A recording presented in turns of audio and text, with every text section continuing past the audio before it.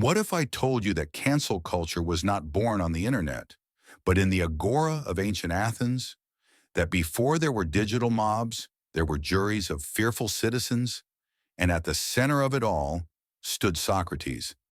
Was Socrates the first victim of cancel culture? Not by tweet, not by algorithm, but by something far older, by fear, by society's allergic reaction to the mirror he held up. We like to think we're modern, progressive, above the follies of ancient minds, but look closer and the ghosts of the past begin to whisper. In 399 BC, Socrates, a 70-year-old man, stood trial in Athens, accused of impiety and corrupting the youth. But what was his real offense? He asked questions, dangerous ones, beautiful ones. He thought differently. He refused to conform. He questioned the gods of the city, and worse, he questioned the assumptions of its people. And for that, the city silenced him. Socrates believed that truth lives in dialogue, that questioning is not rebellion, but reverence, for reason, for clarity, for the soul. Yet what happens when a society grows weary of questions? When it begins to prefer comfort over challenge? It builds walls, not of stone, but of consensus. We often imagine cancel culture as a modern phenomenon, a product of hashtags, headlines, and high-speed outrage.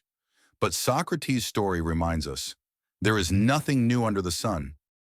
To be canceled is to be removed from the stage of society, to be branded unacceptable, a pariah. And isn't that what happened in Athens? Socrates, the gadfly of the polis, pricked at the swollen pride of power. He questioned poets who could not explain their own verses, politicians who mistook confidence for wisdom, craftsmen who believed skill made them sages.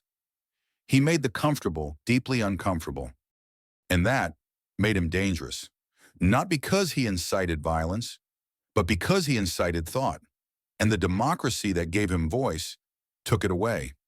Cancel culture is not just a hashtag, it is a human reflex to reject what threatens the stories we live by, to cast out those who disturb the dream.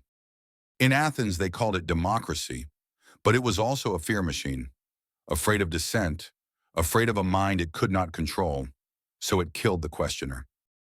But here's the twist. Socrates didn't resist the verdict. He could have escaped. He could have begged. He could have apologized. But instead, he drank the hemlock. And in doing so, he turned his death into a mirror.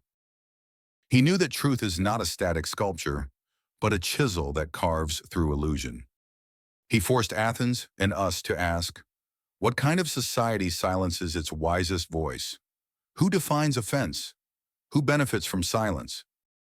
So, was Socrates canceled?